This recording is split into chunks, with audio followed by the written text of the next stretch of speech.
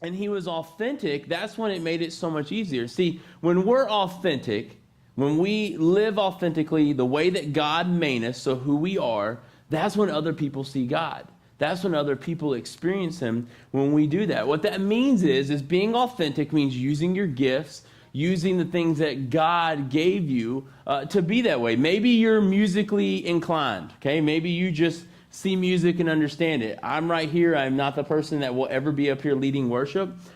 People would probably leave God's presence when they hear me sing. Okay, those of y'all that were in the back doing media probably heard me during worship. It's not pretty at all, okay? So that's not me, but you use your gifts for that. You can be authentic to it. Maybe you're outgoing. You're the person that has no problem standing in front of a crowd, being in front of people that you don't know, talking to them. You have no issue with that. That's what I've always felt is my gift. My wife always makes fun of me because she says, if I'm not in front of people, then I'm just not happy. I have to be in front of other people to be where I am. That's my gift. I enjoy being in front of others. I have no problem making a fool of myself, which most of you in this room know. So that's my gift. Maybe you're creative. Okay, you have ideas that when you hear something or somebody says, hey, we need to do something neat on this night, man, you just start like oozing out creativity. Like, oh, I have this idea and this idea and this idea. But when you have those things, that's how we live authentically. That's how we live in that state because that's how God made us. Those are the gifts that God gave us to use. And so we actually see this example. God talks about our gifts that he gives us and why we should live authentically. We see it in 1 Peter chapter 4. So if you have your Bibles with you or you have your Bibles out, we're going to be jumping around today. So kind of stay with me. 1 Peter chapter 4 verse 10 says, each of you has received a gift to use, and this is the important part, to serve others. Be good servants of God's various gifts of grace. So God gives us these gifts for a reason. These gifts that God gives us, he wants us to use these to serve others, just like those ones I just named, like being outgoing, your musical gifts, or being a creativity. Use those to serve others that you see. So this year in 2016, that's one of the things we're going to focus on is being outward, using those gifts that we have. And so this year, if you don't already know what your gift is, use this year to discover it. Use this year to figure out what gift has God given me? What areas am I good in? Where can I serve others at? And when you figure it out, I want you to use that. And use that to serve others. Use that to serve others on Sundays and serve others on Wednesdays. And by using those gifts, it's going to help you lead others to Christ. And so when I was thinking about this and kind of talking about our gifts and the gifts we have, I got to thinking about you guys and thinking about each of you that serve in different roles and the gifts that you have. And so as I went through, I was thinking about what each of you do. And the first thing that came to me, she's probably going to be embarrassed that I'm even talking about her, is Shay. I thought about Shay in the back. She does, like, guys, she's a media beast, all right? Like, she's probably one of the students. She was the first one to ever do media. And anything that goes on back there, she could probably figure out in a heartbeat. She knows what needs to be done. She knows how to do it. She knows if there's an issue, how to fix it. But that's a gift that she has. And so that's what she does. She works back there. Another person that came to my mind is Avery. Most of you guys know Avery is very quiet. Okay, she's a little reserved. But once you open up her shell, she'll talk to you for days. Okay, she will talk to you until there's no other. See Joseph shaking his head, yes. But that's Avery. Avery has no problem talking to new students when they come in or getting to know them, and that's a gift that she has, and we're able to use that. The other thing is, another part of her that you may not know is her creativity side. Avery so far has been the one student that's been at all of our creativity meetings, and pretty much anything that we have planned this year, I promise you, has come from her. Okay, she has planned all these ideas. When we started, she was just rolling these things out left and right, left and right. Another gift that came to my mind that I thought about was Joseph. Most of you guys know Joseph. He's typically in there acting crazy on Sunday mornings. Daniel doesn't agree, but I do. Joseph's pretty funny, okay? You never know it's ever coming out of his mouth, okay? Oh, yeah. Daniel can definitely agree to that. But that's you do. But that's what's so great about it is that Joseph can connect with anybody he ever meets. And even if you don't know him, he's probably going to make you laugh. And you're going to end up going home with some tweetable things that you can send out. They're like, this is like, Joseph should have his own Twitter account for things that he says.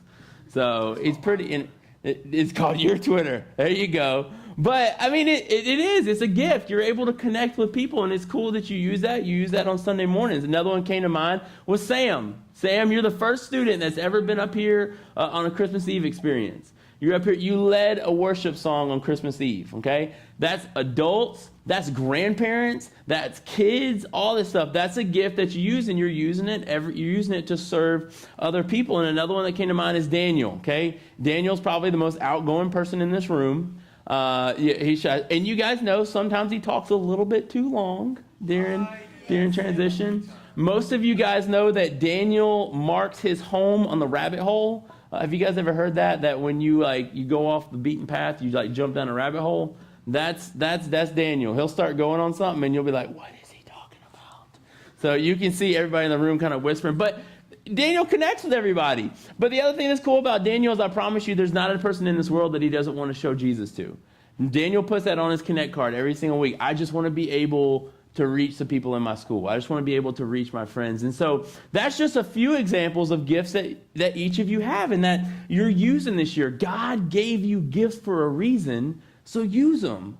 Use them to serve others. Use them to show who God is and show his love and his glory. Use them to that. And those of you that I named, you're doing that. You're using the gifts that you have. Now, I understand that using your gifts, especially in today's world, being a Christian, sometimes it isn't the best term to have. It's a lot of places that a lot of people like schools and things at your school that you have, they may use it because there's so much going on in the social media world that you see. There's organizations, there's other places that sometimes give that a bad name. So that gift that you have, you may be nervous or worried to use it because you may think, okay, what's going to happen with my reputation if I'm trying to use my gift to glorify God? What are other people at my school going to think about? What are other people at my school, how are they going to label me? You may think that using those gifts maybe to reach your friends or your family, maybe you think that that's going to ruin friendships. I'm sure some of you in this room have had friendships ruined because of your relationships with God. You choose to follow God. You choose to live the way that he asks, and I'm sure it destroys relationships. They may have friends that say, "Hey, come to this party, do this. We're gonna go here," or maybe like, "Why don't you ever talk this way or watch these movies?" or whatever the situation is. It can cause a rift in relationship, in that friendship that you have. I'm sure some of you in this room have probably been in relationships before that because that one or two of you don't agree with your relationship with God or whether or not you should pursue it, that it's destroyed a relationship. You may have had a guy that said, "Hey, I'm not really into the church scene," or maybe a girl that says, "Hey, I'm not into that either, but it's important to your life." And so it does. It creates a rift. And so by using those gifts, I know sometimes it can create a scary experience or you feel like it's going to kind of change your world. But I think it's important, and I told you guys in week 1 that's what we're going to focus on this year. We're going to focus on evangelism. We're going to focus on learning how to witness to our friends and invite them and talk to them about our relationship with God. And I think it's important that we do that this year. I think it's important that we really learn what that word evangelism means, what it means to invite someone or to ask them to something or to be a part of something that we do. So what I did is I sat down and thought, okay, what are some simple ways that we can witness to our friends? How can we do that? How can we reach our friends that's really easy, that kind of helps eliminate those things that are kind of scary for us? And so I got a couple things that I came up with, and the first one that I did is by helping them. I thought that's a way that we can show Christ's love, show God's love, is by helping them. And when I wrote this, I said, okay, why am I putting this as my first point? Really, this should probably be my last one because I was like, this one, I felt like this was one of the stronger ones because what better way to show Christ's love than by helping somebody? What better way can we show people who God is by helping them? I don't think there's any better way to show them than that. Philippians chapter 2, verse 4 actually talks about helping somebody. And what it says is, do not be interested only in your own life, but be interested in the lives of others. Do not be interested in your own life, be interested in the life of others. Now, when you read that verse, God's not telling us, hey, don't look after yourself. He's not telling us to not focus on ourselves. What he's telling us is, don't turn a blind eye to the things that are around you. Don't turn a blind eye to your friends or your peers or your family that you see that are around you. So when I was thinking about this point, when I run, I see a lot of commercials. I see a lot of stupid commercials. I see a lot of commercials that make me laugh, and people look at me funny because I have headphones on and they're just laughing. They don't know why. But I saw this one commercial, and it kind of stuck out to me because I was like, where's an illustration I can use to kind of hit home that helping others point? And one of them came to me, and you guys are going to make fun of me, but it's about a little girl that wants to buy a doll, okay? And in the commercial, she's doing everything, okay? Even in the commercial, you can kind of see that the seasons change. Like she has a lemonade stand. I mean, she's like folding laundry. She's raking yards. I mean, you could tell it like moves through the seasons because she's like plowing snow. I mean, she's doing everything she can. And so at the end of the commercial, it comes to it. She goes to the store. She buys the doll. She does all this work. And you're thinking like, oh, that little girl did all that work. She got a doll that she wanted. Well, guess what she does in the end of the commercial? She gives the doll away to somebody else. And so as you're watching, I know I'm sitting there like, oh my gosh. Like I'm like tearing up on the treadmill, and I'm like, that's so sweet. She saved up for like years. And then that doll, she gave it to somebody else. So, but as I was thinking about it, I really thought that kind of fit to us, right? Like she spent all that time saving for that doll just to give it to someone else. And what I thought to myself is, God can't pour into our own lives. God can't pour into the hands of our life when we're clinging so tightly to our own selfish desires. God can't pour into our own lives when we just cling to our own selfish desires because our hands are busy. But when we focus on other people, when we're outward, when we spend the year being outward, and not just being outward, but intentionally being outward, which means we're trying to reach others. We're looking for times that we can help our friends. We're looking for times that we can use that to show God's love. That's when God's present. That's when God really helps us when we're trying to help other people. John chapter 3, verse 17. I thought it's a pretty powerful verse, and I used the Message version because I thought it was really neat how it's presented. And here's what Jesus is saying. He's saying, if you see some brother or sister in need and have the means to do something about it and turn a cold shoulder to do nothing, what happens to God's love? It disappears, and you made it disappear. Now, when I read that, my first thought is Jesus is straight up calling us out. Like Jesus is saying, like, look, if you walk past somebody that needs help and you know they need help, how are you showing God's love? Especially if they know that you're a Christian. They know that you have a relationship with God. How are you showing God? How are you showing my Father's love? So Jesus calls us out. Jesus is saying, hey, it's important to do those things. See, we can't show Christ's love when we turn a blind eye to our peers. We can't show Christ's love when we leave our peers hanging. And when I'm talking about needing help, it could be anything. It could be a simple ride. It could be helping them with homework. It could be giving them, like, say you guys all go out to eat and they don't have any money to eat. Say, hey, I'll help you out. Let me cover your meal. I'll do this. It's little things as that, I promise you, it builds up and it chisels away, and it shows them that you're different from everybody else. You have a different mindset and a different personality. So helping them is a way that we can reach our friends. The second thing I said is loving them. Loving them is another way that we can help reach our friends. So I thought that this to me was actually probably the hardest one. Let's just be honest, even though we're Christians, even though we have God's love, be honest, there are times that sometimes you just want to wring somebody's neck, right?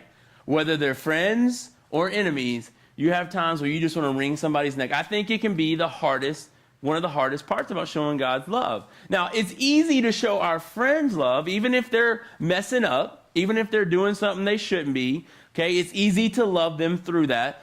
But I think it's harder to love the people that we don't care for. It's harder to love those people that we call our enemies. And so what we have to do is essentially that killing with kindness. We have to really kind of suck down deep inside and just allow ourselves to continue being kind to them no matter what they put us through.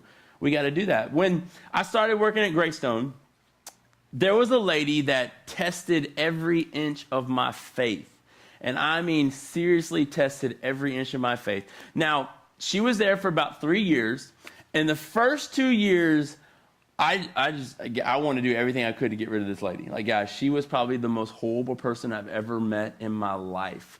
Okay, she swam, no joke, 3 hours on the dot. If she showed up at like 4:15 p.m., you knew it was going to be exactly 3 hours later before she was gone. And she did the same thing. She did freestyle, which is your arms out, and then backstroke. That's all she did for 3 hours. She switched back and forth, which to you may think like, okay, so why do you have a problem with this lady? She's just working out. Guys, she's horrible, okay? She was such a bad person because all she wanted to do was complain. She'd get in the pool and be like, the National Pools Guide says the pool should be like 83 degrees. This pool's 84. It's 1 degree off. And I'm like, no, I'm pretty sure we have it. No, it's 84. Don't argue with me. All I got to do is stick my hand in the pool and I automatically know what the temperature is. I know. I can read it. I can feel it in my body. And she would complain about the temperature. Then she would be one of those members that would come. She carried around her own kit to test the pool chemicals. I just need you to know your chemicals are off by just a little bit and it's messing with my hair, okay? My hair's drying out. Like, it's just not... And you're sitting there like, are you serious right now? And so she would complain. I remember a time, it was during summer, she like rattled every bit of my lifeguards. It was a Saturday afternoon. We have 2 pools, okay? The second pool typically on a Saturday is used for adults, so let them do just free swim. There's no kids in it, no nothing. The pool was really busy that day. The guards opened it like 5 minutes late, and you would have thought that somebody had dropped a bomb on the pool and that it no longer existed, okay? I don't understand why it was 5 minutes late. I have a workout to do, and I have to get it in. Guys, we're open for about 6 hours in that pool, okay? So she can get her 3 hours in. But she complained up and down, and then on top of all that, we moved from chlorine to salt. If you guys don't know, you can have salt in a pool that makes your chemicals right. She lost it. Like, she wrote the newspapers. I'm surprised she didn't call like Fox 6 on our side. Like, oh my goodness, they moved from chlorine to salt. That is the worst thing I've ever seen in the world. So you can imagine that she tested my faith. And I had to be, I chose to be nice to her every chance that's what I was doing. I'm going to be nice to her. Yes, ma'am, I understand, Miss Sherry. I'm so sorry. Let me see what I can. That's all I did for 2 years. Then, out of nowhere, her attitude just flipped, okay? They were getting ready to move. They were getting ready to move to Austin, Texas. Her husband, Joe, his job was changing. And out of nowhere, she just flipped. Hey, Adam, how are you? How's your day? The pool is awesome today. I just want to let you know. And you're like, okay, what are you about to find? Like, something's going on. So that went on for a while. And so I was like, okay, this is finally getting good. One day she just stops by my office and she said, she's getting ready to leave. She's like, hey, you know, it's my last week. I'm getting ready to leave. And she just tells you, she goes, I just need you to know I'm really sorry for everything I did over these past couple years. I know I kind of gave you a hard time. I made it rough. I know it probably wasn't the best experience, but you just need to know. And then she just like opens up and tells me that she had this like rare form of breast cancer, and she swears the only way she beat it is because she swam all the time for 2 years. That's all she did. And that's what she says to this day. And she goes, I was in a bad place. I was in a bad time, and you did everything you could to help me. And you just kind of drop. You're like, oh my goodness. Like, what if I had responded differently? What if I had gotten annoyed with her? What if I had told her, like, I'm pretty sure she knew that I wasn't happy with it, but I tried not to show it. I tried to always respond in kindness to her. And so the struggle was real, all right? Like, I struggled for 2 years, but ultimately in the end, she told us how much she was not looking forward to moving. She's like, I've already checked out those YMCAs in Texas, and I don't like them. I want this one. I want this pool. This is where I am. And so when I see that, it just kind of shows me if we just spend time loving our enemies, loving the people that we have, we're going to make a difference in their lives, and they're going to see that. Luke chapter 6, verse 35, kind of talks about loving our enemies, and it says, I tell you, love your enemies, help and give without expecting a return. You'll never, I promise, regret it. Live out this God-created identity the way our Father lives toward us, generously and graciously, even when we are at our worst. Now, what I want you to understand, it's not going to be instant gratification, okay? It's not going to, just because you're nice to them, don't give up like, Adam, look, I tried. All right, like they said this to me and I responded this way. It's not working, all right? Like it's not working. Like, you can't do just one time. You got to kind of just let it go. You got to let it roll off your back, because we're not going to see results right away. That's not how God works. God's going to test us. God's going to put us through those things. God wants us to see how he works. We're not just going to do something one time and it automatically work out. So understand that that's not coming. You just got to live it out graciously and lovingly over and over and over again. God tells us, I promise you, if you'll do this, you won't regret it. I didn't regret any moment when Sherry told us how what it meant to her to be here and what she had gone through those times. None of that, I didn't really think about any of those times that we just had those times where we were just like beating heads. And so when we see that, we understand that when we do that, you're just going to chisel them down. Every time we were nice to Sherry, we just kept chiseling her down, chiseling her down, chiseling her down. And so over time, she saw that. So when you do that, think about all the times that maybe you've rejected God. Because we're not perfect. I've done it. Anybody in this room has. You've had times where you've rejected Jesus, or you haven't. God feels a way that he wants something for you to do, and you've rejected him or not listened to him. But ultimately, what has God done? What has Jesus done? Even when we treat him this way, even when we've been the enemy or the bully, Jesus still loves us, and he still loves us to the end. So what do we need to do? We need to do exactly. God loved us first, so we need to love him back. So make sure when you're doing that, when you're witnessing to your friends or trying to show them who God is, love them. So by helping them, by loving them, and then the last thing I said is we need to lead others. We need to lead them. That's the last thing we can do to help reach our friends that we see. Now, when I wrote this down, I felt like it actually had two meanings. First meaning that I had is that when we do this, that we're leading others by example. Okay, we're leading others by example. The second thing that I said is that we're leading others to Christ. So when we're leading others, leading your friends, we're leading others by example and leading others to Christ. And so what's funny is when I see this, I can't tell you guys how many times at the Y I hear people say how much they can't stand kids. How much they can't stand teens. They say, I don't understand. Why are all these kids here? Well, first and foremost, you're at a Y. And so there's going to be kids everywhere because that's what we do. And they'll sit there and tell you, I just don't like all these kids around here. I don't like when these kids are here. I don't like when these kids are in the gym and they're taking up the hallways and all these things. Because I hear that all the time. And they, a lot of times these members are like, they're immature. They just don't know a lot. Okay. They don't know it all. Or they just take up too much space, or they don't know how to lead, they don't know how to do all these things. And so when I hear that, I tell them, like, well, why don't you help lead? Why don't you be an example for them instead of talking down to them? Because unfortunately, that's the situation you live in as a teenager. Is that you're in a world, and I tell my staff this every summer, you're going to be probably spit on at some point, you're probably going to be yelled at, cursed at. You're going to have somebody say something because they're going to look down on you because you're a kid in their eyes. Because you're a teenager. You don't know enough. And unfortunately, you live in that world.